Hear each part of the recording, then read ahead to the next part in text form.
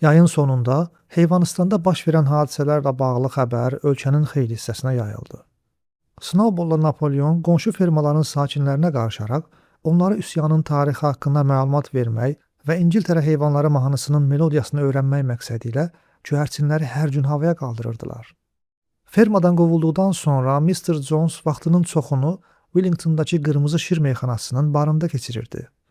Söhbətinə qulaq asmağa razı olan hər kəsə taleyinə düşən dəhşətli ədalətsizlikdən bir sürü alçaq heyvanın bütün var-yoxunu əlindən almasından şikayətlənirdi. Qonşu fermerlər əslində onun halına acıyırdılar, ancaq müəyyən kömək göstərməyə tələsmirdilər. Ürəklərinin dərinliyində hər biri gizlicə Mr. Johnson fəlakətindən öz xeyrinə necə istifadə etmək haqqında fikirləşirdi. İş elə gətirmişdi ki, Heyvanstanın qonşuluğunda yerləşən iki firmanın sahibi arasında münasibətlər həmişə gərgin olmuşdu.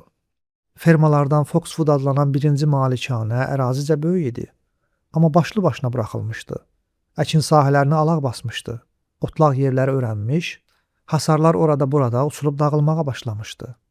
Onun sahibi Mr. Pillington il boyu mövsümündən asılı olaraq vaxtının çoxunu ov etmək, yaxud balıq tutmaqla keçirən əhlikef centilmenlərdən sayılırdı.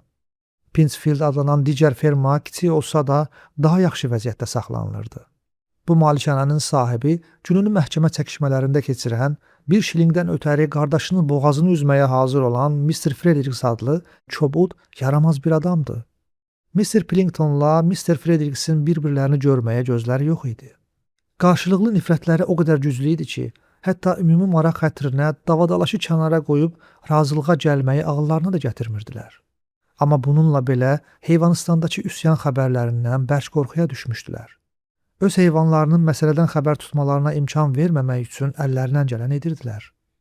Xəbəri eşidəndə əvvəlcə firmanı müstəqil idarə etmək fikrinə düşən heyvanları ələ salıb doyunca gülmüşdülər.